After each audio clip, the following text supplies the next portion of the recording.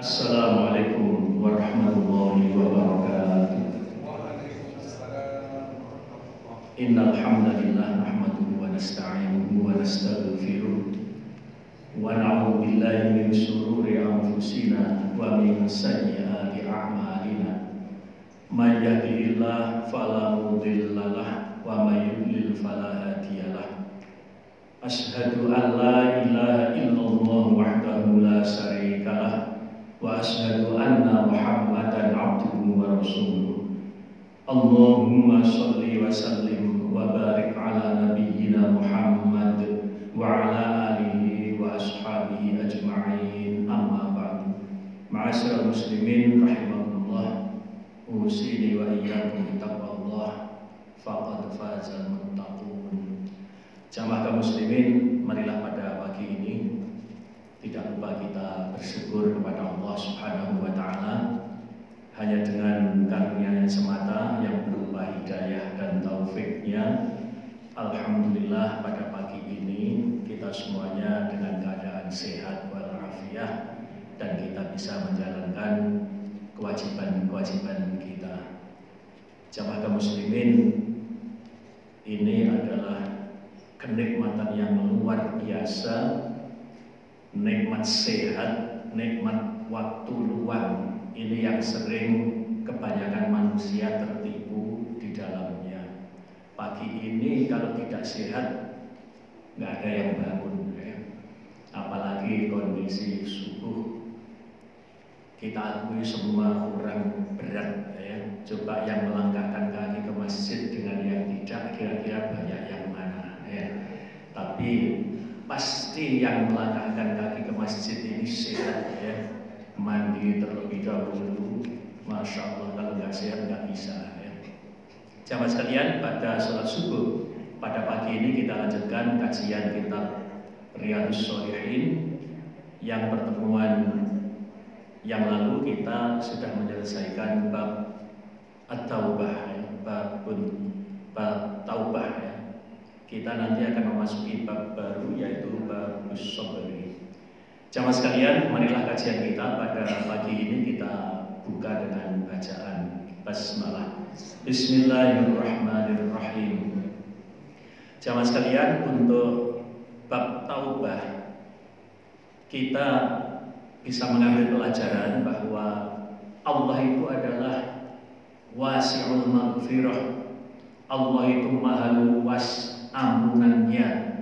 Allah itu adalah maha Rahman, maha Rahim. Orang itu bisa masuk surga bukan karena amalnya. Orang itu bisa masuk surga karena rahmat Allah. Buktinya apa? Buktinya kemarin bab terakhir ya, orang yang pendosa. Dosanya sangat banyak, amal baiknya belum. Baru dia masih mau taubat. Dan itu baru niat, belum kesampaian. Akan tetapi ketika di tengah perjalanan, di ajal tiba, maka kemudian terjadi perdebatan antara malaikat rahmat dengan malaikat azab. Akan tetapi ternyata si pendosa tadi itu sudah membunuh 100 orang, maka ternyata setelah diukur jarak antara negeri yang dituju, negeri yang baik, dia meninggalkan negeri yang jelek, itu hanya sejengkal lebih dekat kepada negeri yang dituju. Maka kemudian dia diambil oleh malaikat rahmat. Jadi orang masuk surga itu bukan karena amalnya. Masuk surga karena rahmat Allah ya. Pernah saya sampaikan, paginya kafir, sorenya mati, syahid, masuk surga. Itu siapa itu? Para ahli sihirnya Raja Fir'aun. Paginya kan masih kafir. Begitu siangnya beriman kepada Nabi Musa, beriman kepada Tuhannya Nabi Musa, maka oleh Raja Fir'aun diperintahkan untuk dibunuh para ahli sihir itu. Maka kemudian karena mempertahankan keimanannya, dia dibunuh. maka dia mati syahid. Nah itu loh ya. Berarti Allah itu Maha Rahman. Rahmatnya Allah itu mengalahkan murkanya Allah. Maka jamaah kaum muslimin, kepada pendosa, orang yang banyak berbuat dosa, kita tidak boleh berbuat kasar. Akan tetapi kita meniru Nabi Muhammad. Kita juga meniru dari apa? Ya, sekecil apapun apa yang dijadikan sifat oleh Allah untuk dirinya, yaitu Maha Pengasih, Maha Penyayang. Anaknya nggak sholat, jangan dimarahi, maki-maki. Itu anak kita, ya kan? Seperti kepada bukan anak kita, tapi anak kita yang tidak mau sholat dipanggil dengan pendekatan kasih sayang, bukan dipisui, dimaki-maki, tapi dipanggil dengan kasih sayang. Wahai anakku, kamu itu adalah anakku, kan gitu ya, supaya mau sholat. Kamu ada itu bukan karena ayah, bukan karena ibu. Kamu ada itu karena putra dan irodah Allah.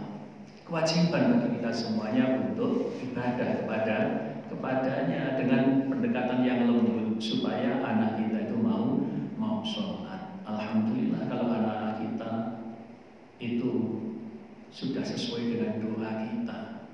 Mulai anak kita masih belum untuk di dalam kandungan.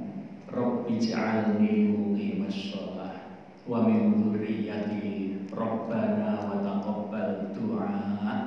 Rabbi ja'alni muqimas shalah, ya Allah jadikanlah aku ini adalah orang yang menegakkan sholat. Wa min dzurriyyati, demikian juga untuk anak-anak cucuku. Rabbana wa taqabbal du'a. Jadi sesuai dengan doa kita, anak-anak kita termasuk anak-anak yang bertakwa, menjadi anak-anak yang soleh, anak-anak yang taat kepada Allah. Akan tetapi kadang tidak sesuai dengan apa yang kita inginkan. Anak kita ahli maksiat. Jangan dengan cara yang kasar, tapi dengan kita mengkaji hadis-hadis kemarin, pendekatan kepada orang yang berbuat dosa itu tidak kasar, akan tetapi dengan penuh rasa kasih, dengan penuh rasa sayang, supaya mereka juga seperti apa yang kita jalani, yaitu sesuai dengan perintah Allah dan apa yang dilarangnya.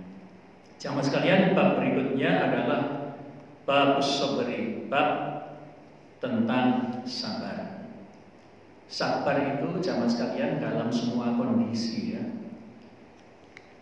Sabar dalam menjalankan ketaatan, sabar di dalam menghadapi musibah, sabar dalam menghadapi maksiat.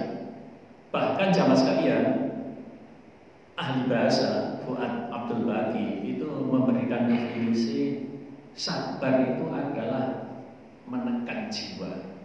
Sabar itu adalah menahan jiwa. Maka sabar itu semua dalam kondisi bisa diterapkan. Dalam menghadapi kemaksiatan, sabar. Dalam menghadapi ketaatan, menjalankan dengan sabar. Dalam musibah juga dengan sabar. Bahkan jamaah kaum muslimin di dalam peperangan, di dalam menghadapi peperangan, sabar itu juga diterapkan. Artinya apa? Sabar dalam perang, menekan jiwa supaya kita ini berani melawan musuh. Itu sabar kan? Menekan jiwa supaya berani melawan musuh dan bisa memenangkannya, menekan jiwa. Maka sabar itu baik di dalam menghadapi kenikmatan, itu sabar, tidak terlalu euforia, kemudian bisa menerapkan rasa syukur. Kemudian juga sabar di dalam menghadapi hal-hal yang tidak menyenangkan. Itu ajaibnya ya, membuat ta'ajjub terhadap orang-orang yang beriman. Itu sama sekalian ya. Kita mulai bab ini. Qala Allah Ta'ala, a'udzubillahi minasyaitonir rajim. Ya ayyuhalladzina amanu sabiru wasabiru. Wahai orang-orang yang beriman, bersabarlah kamu sekalian dan teguhkanlah kesabaran kalian. Wa qala ta'ala, a'udzubillahi minasyaitonir rajim, wa lanabluwannakum bisyai'in minal khaufi wal ju'i wa naqsin minal amwali wal anfusi wath thamarat wa basyiris shabirin. Allah berfirman, dan sungguh kami akan memberikan cobaan kepada kamu sekalian bisyai'in minal khauf, dengan sedikit rasa ketakutan. Kita semuanya pernah merasa takut? Kalau tidak pernah, panjenengan merasakan bagaimana perasaan orang-orang yang sekarang ada di Palestina, utamanya di Gaza, yang namanya bom meletus setiap saat. Kita tidak tenang di dalam rumah kita, tahu-tahu rumah kita hancur. Apa yang terjadi kemudian? Ketakutan.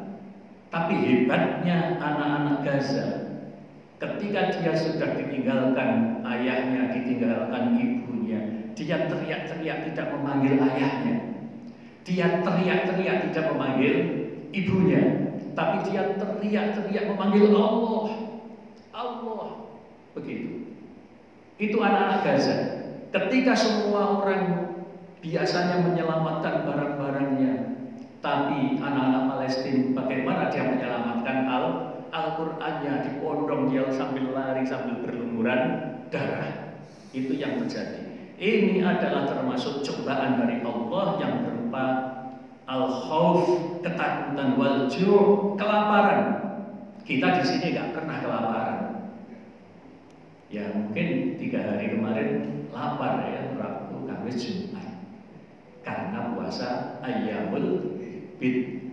Nah, kalau orang-orang Palestina sana ya setiap hari kelaparan ya. Wa naqsin minal amwal, kekurangan harta, wal anfusi, kekurangan jiwa, was thamarat, buah-buahan. Jangankan buah-buahan ya, air bersih saja tidak dapat. Wa basyiris shabirin, berikanlah kabar gembira kepada orang-orang yang sabar. Apa kabar gembiranya? Yaitu firman Allah, innama yuwaffas shabiruna ajrahum bighairi hisab. Sesungguhnya bagi orang-orang yang sabar itu dicukupkan pahalanya itu bighairi hisab, tanpa batas. Jadi pahala orang yang sabar itu dicukupkan oleh Allah bighairi hisab, tanpa batas. Wa qala ta'ala, a'udzubillahi minasyaitonir rajim, wala man sabara wa ghafara inna dzalika lamin azmil umur. Dan sungguh bagi siapa yang bersabar dan memaafkan, inna dzalika, sungguh yang demikian itu lamin azmil umur, benar-benar perkara yang utama. Maka kemudian diakhiri sebelum hadis-hadis yang disebutkan ini, Imam An-Nawawi mencantumkan sebuah perintah untuk mohon pertolongan kepada Allah dengan sabar dan dengan sholat. A'udzubillahi minasyaitonir rajim, wasta'inu bis-sabri was-shalah innallaha ma'as-sabirin.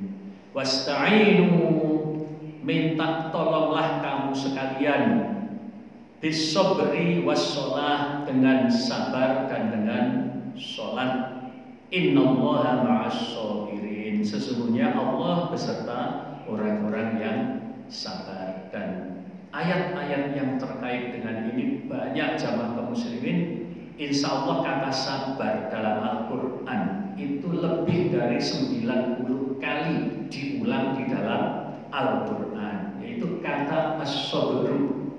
Fuad Abdul Baqi menjelaskan semua kata as-sabru pengertiannya menuju kepada apa? Arti sabar adalah menekan jiwa. Menekan jiwa, maka termasuk apa? Di dalam menghadapi kenikmatan, di dalam menghadapi musibah, di dalam menghadapi maksiat, bahkan di dalam menghadapi peperangan itu dengan sabar. Maka wasta'inu bis-sabri was-shalah, minta tolonglah kamu sekalian dengan sabar dan dengan sholat. Innallaha ma'as-sabirin, sesungguhnya Allah itu beserta orang-orang yang sabar. Kita lanjutkan dengan hadis-hadis berikut ini. Hadis yang pertama, wa an Abi Malik Al-Harith ibn Asim Al-As'ari radhiyallahu anhu qala qala Rasulullah sallallahu alaihi wasallam, at-tuhuru syatrul iman walhamdulillahi tamla'ul mizan wa subhanallahi walhamdulillahi tamla'ani aw tamla'u ma bainas samawati wal ard wassalatu nurun wassadaqatu burhanun wassabru diya'un wal Qur'anu hujjatul laka aw 'alaik kullun nasi yaghdu taba'i'u nafsahu famu'tibuha aw muqibuha, rawahu Muslim. Dari Abu Malik Al-Harith Asim Al-As'ari radhiyallahu anhu, dia berkata bahwa Rasulullah Shallallahu Alaihi Wasallam bersabda. Sabdanya adalah at-tuhuru syatrul iman. Jamaah sekalian, jumhur ulama ini sepakat toknya di dhammah. At-tuhuru bukan at-tuhuru. Jadi sepakat ijma para ulama ini toknya di dhammah at-tuhuru, dan ini adalah kata kerja, maka artinya adalah menyucikan atau bersuci. At-tuhuru syatrul iman, bersuci itu adalah separuh daripada iman. Ini yang hadis ya Mas sekalian. Ini yang hadis. Tapi yang terkenal panjenengan biasa mendengarkan apa itu? An-nadzafatu minal iman. Itu bukan hadis.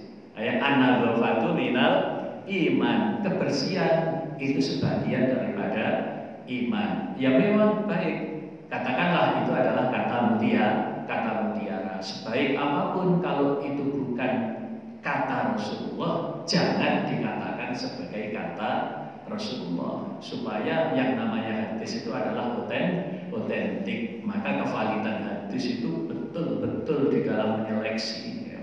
Untuk kevalidan hadis itu Masya Allah, bagaimana ulama dulu di dalam mengumpulkan hadis-hadis yang sahih saja.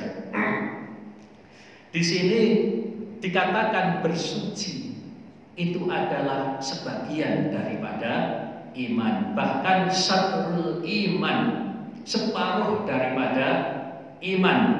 Tapi di dalam Bahjatun Nadirin, pensyarah hadis mengatakan kata-kata separuh ya tidak mesti harus betul-betul separuh. Ya bisa artinya adalah sebagian. Bersuci adalah sebagian, begitu ya. Bersuci adalah separuh daripada iman. Masya Allah jamaah sekalian ya, bersuci itu adalah separuh daripada iman. Bayangkan orang yang tidak pernah bersuci, itu juga mengisyaratkan bahwa dia tidak bagian daripada orang-orang yang beriman. Istilahnya orang Jawa itu orang nggak pernah cewek, artinya orang nggak pernah wudhu, orang nggak pernah sholat, orang tidak pernah ibadah. Maka istilahnya orang Jawa, meskipun dia bersih, biasa mandi, tapi disebut orang nggak pernah cawi, karena tidak pernah berwudhu. Karena yang disebut bersuci itu adalah berwudhu. at-tuhur. Toknya di dhammah, ini adalah kata kerja. Walhamdulillahi tamla'ul mizan. Ini jamaah sekalian bahwa betapa pentingnya zikir. Ternyata zikir itu bisa memenuhi timbangan. Dan zikir itu adalah pekerjaan yang ringan tapi memperberat timbangan. Maka walhamdulillahi tamla'ul mizan. Dan ini juga dalil yang menetapkan bahwa di hari akhirat nanti ada yang disebut mizan.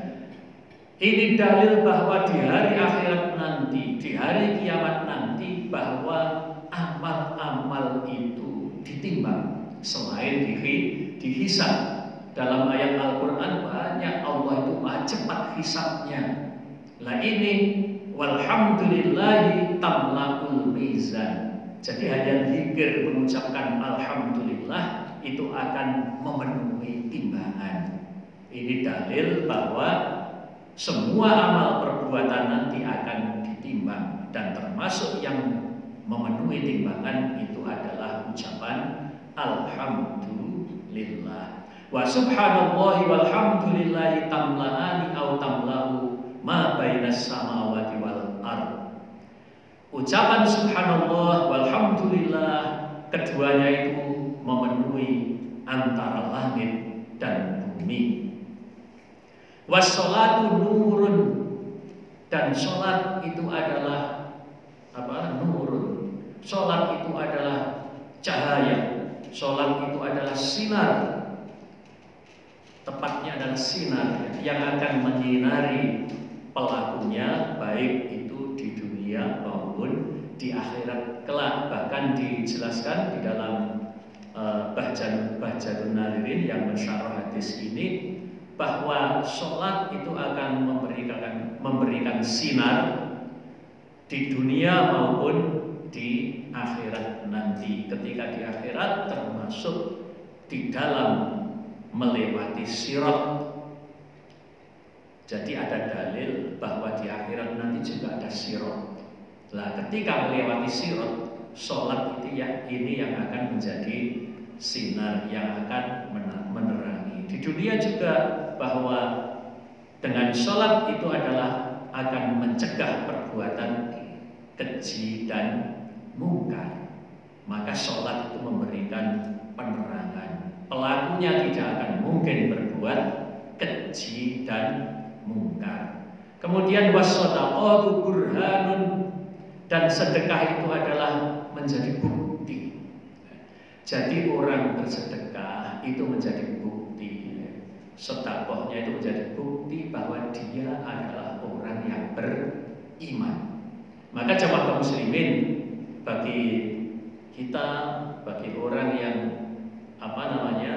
mempunyai harta yang cukup, mempunyai penghasilan yang rutin, supaya tidak terlewatkan sedekah, itu kalau bisa juga kita agendakan rutin. Misalnya, ya minimal karena kita mempunyai penghasilan setiap bulan, minimal setiap bulan sekali sedekah, dan bentuk sedekahnya yang berarti. Contoh jamaah kaum muslimin, panjenengan yang sudah legan itu tidak banyak punya tanggungan ya, tapi penghasilan tetap. Anak yang tidak kuat kuliah dikuliahkan. Ambil satu saja minimal. Masya Allah jamaah muslimin, panjenengan memberikan biaya anak kuliah ya, mulai sekolahnya sampai kuliahnya selesai. Itu jamaah muslimin, kita bayangkan bagaimana kita memberikan makan kepada dia, kita memberikan biaya untuk dia. Nanti dia saja ketika hidupnya mesti ingat kepada kita. Aku dulu kuliah, si Bapak A itu yang kasih biaya. Bapak A itu sekarang sudah tiada. Dia mesti mendoakan. Dia tidak akan mungkin lupa kalau kita bersedekah, yang bentuknya menyekolahkan anak. Kalau tidak menyekolahkan, paling tidak Di sekitar kita itu ada anak-anak sekolah. Dan ada yang, bukan ada, banyak yang tergolong anaknya orang tidak mampu. Kita panggil atau kita maranilah tiap bulan itu kasih biayanya, kasih untuk transportasinya. Mungkin kalau setiap bulan terlalu jarang, ya 2 minggu sekali. Setiap bulannya saya kasih untuk SPP-nya. Setiap seminggu sekali saya kasih untuk bensinnya. Nah ini ada agenda sehingga apa? Ketika ajal tiba itu tidak menyesal. Karena ketika ajal tiba jamaah muslimin, yang disesalkan itu bukan kok aku gak sugih, bukan. Yang disesalkan aku belum bersedekah. Orang ketika ajal tiba itu yang paling disesalkan apabila belum bersedekah. Maka teriakan ahli neraka itu Rabbana akhrijna, ya Allah keluarkan aku dari neraka ini. Na'mal sholihan ghairal ladzi kunna na'mal. Aku akan beramal soleh yang berlainan, yang berbeda dengan amalku pada zaman dahulu ketika di dunia. Maka jamaah muslimin, kalau di sini disebut was-shadaqatu burhanun, sedekah itu bukti keimanan kita. Was-sabru diyaun, dan sabar itu adalah cahaya. Jamaah sekalian, kalau panjenengan baca Al-Quran, kalau wasyamsu nurun wal qamaru diyaun, itu sangat cocok dengan ilmu pengetahuan dan teknologi. Coba kalau disebut matahari itu bersinar, memang matahari itu memancarkan sinar, mengeluarkan sinar. Tapi kalau bulan itu bercahaya, bulan itu bercahaya. Artinya apa? Bulan tidak mengeluarkan sinar, tapi bulan itu hanya memantulkan sinar dari matahari, maka kemudian bercahaya. Jadi dalam Al-Quran sudah disebutkan seperti itu. Matahari itu bersinar, sedangkan bulan itu bercahaya. Tadi ibaratnya sholat itu adalah sinar yang menerangi. Wasobru, sholat itu diyaun, sabar itu adalah cahaya. Sabar itu memberikan penerangan. Jadi yang ruwet di dunia ini, yang membuat kita ini sumpek di dunia ini, maka diberikan cahaya oleh sifat kita yang berupa as-sabr, kesabaran. Maka apapun yang ruwet, apapun yang menyedihkan di dunia ini, maka yang menerangi adalah sifat sabar. Jadi kalau tadi diibaratkan sholat itu adalah sinar yang bercahaya, sedangkan sabar ini adalah cahaya. Wal Qur'an hujjatul laka aw 'alaik, sedangkan Al-Qur'an itu adalah hujjah bagimu. Al-Quran itu adalah argumentasimu. Hujjah itu argumentasi. Jadi Al-Quran itu sebagai hujjah, maksudnya jamaah muslimin, kalau kita ini menerapkan hukum-hukum, menerapkan amal apapun, hujjahnya adalah dalam Al-Quran. Maka orang yang menerapkan hukum Al-Quran itu benar-benar orang itu menjadikan Al-Quran itu sebagai hujjah. Kemudian kullun nasi yaghdu, setiap manusia itu pada pagi hari berangkat pagi-pagi. Fabai'u nafsahu, maka dia menjual dirinya. Maksudnya adalah menjual dirinya kepada Allah. Kita ini setiap hari berdagang dengan Allah. Fabai'u nafsahu, dia menjual dirinya. Maka famu'tikuha au mubiquha, maka ada yang perdagangannya itu menyelamatkannya, au mubiquha, ada yang perdagangannya itu membinasakannya. Maka jamaah muslimin, ini yang bisa menyelamatkannya perdagangan dengan Allah itu adalah amalan-amalan ketaatan. Ini berjual beli dengan Allah. Kita ini berdagang dengan Allah. Termasuk sebetulnya orang itu kalau bersedekah tadi itu adalah meminjamkan. Ini yang dijadikan cemoohan orang Yahudi ya. Tuhan itu miskin. Tuhan orang Islam itu miskin, kok masih perlu pinjaman. Padahal ini adalah balaghah ya. Ini adalah keindahan bahasa bahwa kalau kita ini bersedekah, kalau kita ini zakat, sebetulnya adalah meminjamkan harta kepada Allah. Kenapa? Kita berharap dikembalikan. Dan kembaliannya itu berlipat ganda. Kembaliannya kalau dalam surat Al-Baqarah berapa kali? 10 kali lipat sampai 700 kali lipat. Jadi orang yang bersedekah, orang yang menafkahkan hartanya di jalan Allah itu seperti satu habbah yang ditanam, tumbuh, kemudian dipindahkan dari tempat persemaiannya, ditanam ke sawah, kemudian beranak jadi 7 tangkai. Masing-masing tangkai keluar 1 bulir, setiap 1 bulir 100 habbah, maka 100 kali 7.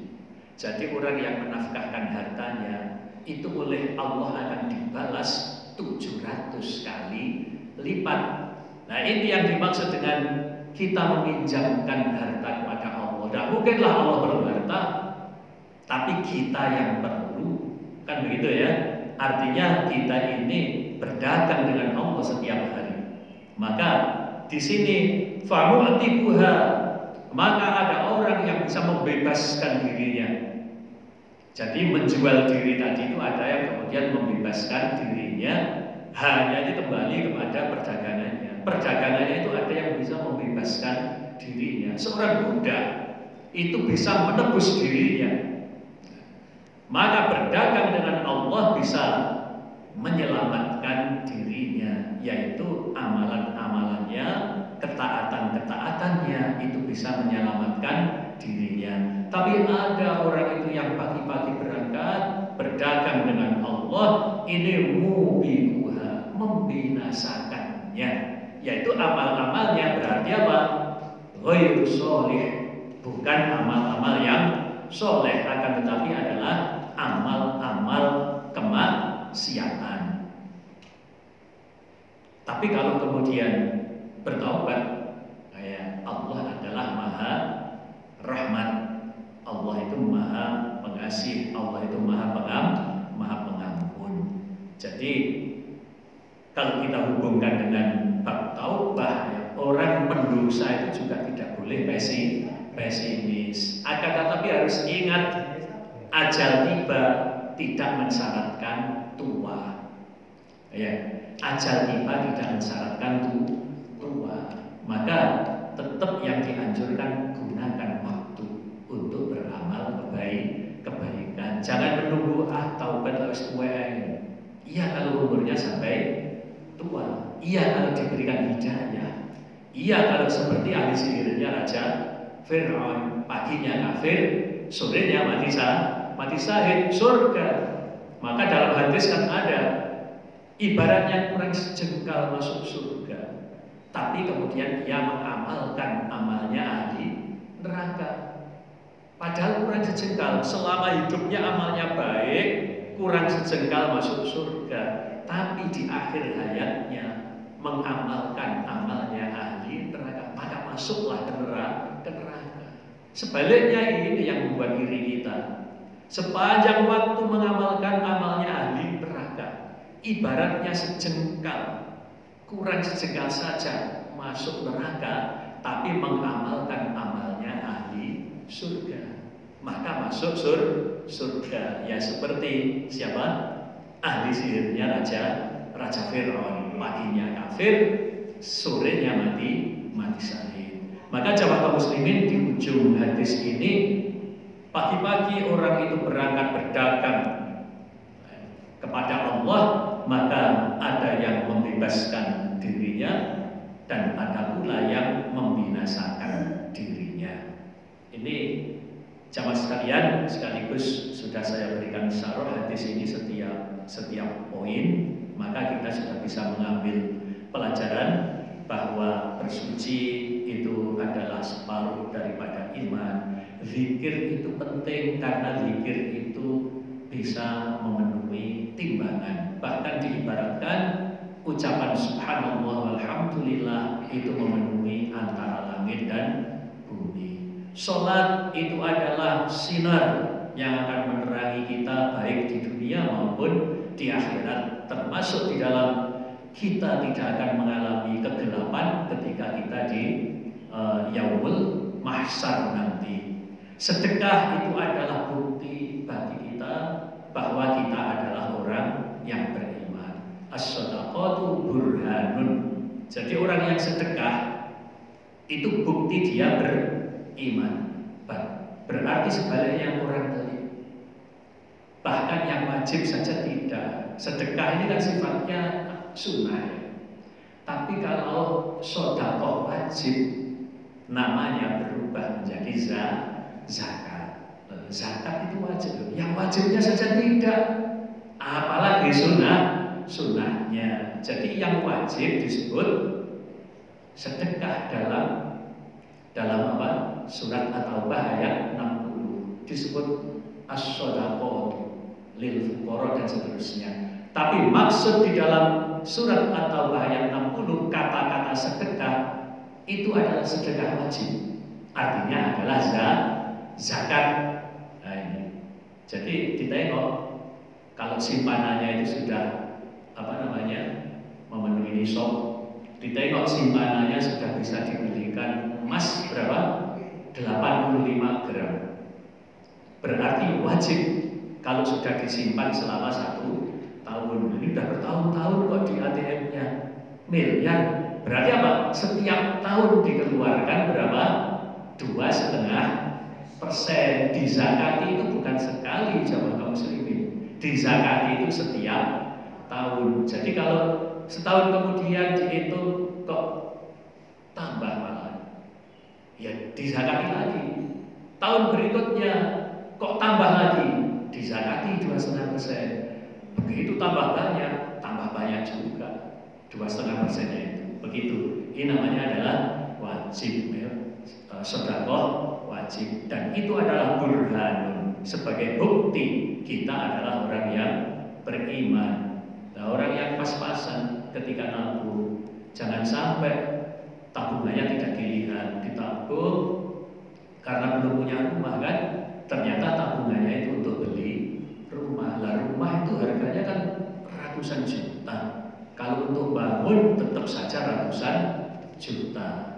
Maka kalau dihitung bisa dibelikan emas minimal 85 gram. Jadi madhab yang paling hati-hati. Madhab yang paling hati-hati adalah 85 gram. Tidak usah menunggu 90,3, 90,6. Maka karena ada madhab yang paling kecil adalah 85 gram, kita pakai yang 85 gram. Itu nisab. Nisab itu artinya apa? Harta yang minimal untuk dikeluarkan zakatnya. Syaratnya milik penuh. Jadi kalau di ATM itu uang hutang, uang pinjaman yang tidak dizakati, atau baru didapat tidak wajib dizakati, baru didapat. Karena apa? Syaratnya adalah haul, dimiliki sudah 1 tahun. Bukti panjenengan sudah kuat ekonominya, 1 tahun bukan berkurang, 1 tahun bahkan bertambah. Ditengok kalau sudah bisa dibelikan. Kalau memang 1 juta harganya per gram, berarti kalau punya uang 85 juta, gak kurang ya. Setahun kemudian tetap 85 juta atau tambah, dizakati 2,5%. Begitu ngumpul 500 juta, 500 juta bangun rumah, selesai tabungannya nggak ada, tidak wajib bayar zakat. Jadi rumah itu dibelikan mobilnya 1 miliar, mobil tidak wajib rumah mewah tidak wajib dizakati. Kenapa? Lah kalau mobilnya itu transportasi, meskipun 1 miliar tidak dizakati mobil itu. Tapi kalau mobilnya adalah barang dagangan, ya, mobilnya itu ratusan unit di showroom, puluhan unit di showroom, itu namanya zakat harta, ya zakat, karena diperdagangkan. Tapi kalau mobil mewah hanya satu-satunya untuk transportasi bekerja, tidak wajib dizakati. Ini wasodaqatu burhan, panjenengan bayar zakat itu bukti panjenengan beriman. Hadis yang berikutnya, wa an Abi Sa'idin Sa'd bin Malik ibn Sinan al-Khudri radhiyallahu anhuma anna nasa minal ansori sa'alu Rasulullah sallallahu alaihi wasallam fa'aqtahum thumma sa'aluhu fa'aqtahum hatta nafida ma 'indahum faqala lahum hina anfaqa kulla shay'in biyadih ma yakun 'indi min khairin falan attakhiruhu 'ankum wa may yasta'fif yu'ifahullah wa may yastaghni yughnihillah wa may yatasabbar yusabbirullah wa ma utiya ahadun ata'an khairan wa awsa'a minas sabri, muttafaqun alaih. Dari Abu Sa'ad bin Malik bin Sinan al-Khudri radhiyallahu anhuma anna nasa minal ansori, bahwa sesungguhnya ada sekelompok orang dari golongan Ansor, sa'alu Rasulullah sallallahu alaihi wasallam, yang meminta kepada Rasulullah sallallahu alaihi wasallam, fa'aqtahum, maka oleh Rasulullah semuanya diberi. Jamaah sekalian, Rasul itu adalah orang yang sangat dermawan. Ada orang yang minta tidak pernah ditolak. Jadi golongan orang-orang Ansor, berarti orang asli Madinah, itu yang minta-minta kepada Rasulullah. Fa'aqtahum, maka kemudian Rasul memberi semuanya. Tsumma sa'aluhu, kemudian mereka meminta lagi. Jadi mintanya tidak sekali, ya, minta diulang. Fa'aqtahum, oleh Rasulullah diberikan lagi semuanya. Hatta nafida ma'indahu, sampai apa yang ada di tangannya itu habis. Nafida itu artinya habis. Artinya Rasul sudah tidak punya apa-apa, yang diberikan sudah tidak ada. Faqala lahum, maka kemudian Rasulullah bersabda kepada mereka, memberikan pelajaran. Khina anfaqa kulla shay'in biyadihi, ketika semua itu sudah diinfakkan dari tangannya.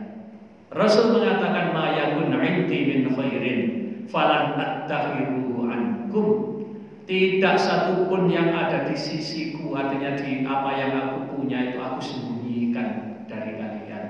Jadi apapun yang aku punya tidak aku sembunyikan kepada kamu sekalian. Kemudian Rasul memberikan pelajaran, wa may yasta'fif yu'ifahullah, barang siapa yang menjaga kehormatannya. Artinya apa? Termasuk tidak meminta-minta, tidak mudah-mudah minta tolong, tidak mudah-mudah ngutang. Nah, itu adalah termasuk apa? Wa may yasta'fif, barang siapa yang menjaga kehormatannya. Maksudnya juga tidak mudah meminta-minta. Yu'ifahullah, maka Allah akan menjaga kehormatannya. Barang siapa yang menjaga kehormatannya, maka Allah akan menjaga kehormatannya. Wa may yastaghni yughnihillah, barang siapa yang merasa cukup, barang siapa yang merasa kaya, yughnihillah, maka Allah akan membuat dia kaya. Sebaliknya, orang itu kalau merasa kurang terus, orang itu merasa miskin terus, Allah akan memberikan kepadanya kefakiran. Maka jamaah muslimin, bahagia itu tidak diukur dengan harta. Kalau bahagia itu diukur dengan harta, siapa yang bahagia? Orang yang banyak harta saja. Kasihan orang yang tidak punya harta tidak bisa bahagia. Bahagia itu tidak terletak pada harta. Bahagia itu terletak ada di dalam hati. Banyak orang yang miskin atau yang pas-pasan tapi bahagia. Banyak orang yang hartanya melimpah akan tetapi berantakan karena merasa tidak bahagia. Masih kurang dia menjadi budak harta. Wes kita investasikan semuanya, habis ternyata. Nah ini barang siapa yang merasa kaya, wa may yastaghni, barang siapa yang merasa cukup, barang siapa yang merasa kaya, yughnihillahu, niscaya Allah akan mencukupkannya. Allah akan menjadikan dia kaya.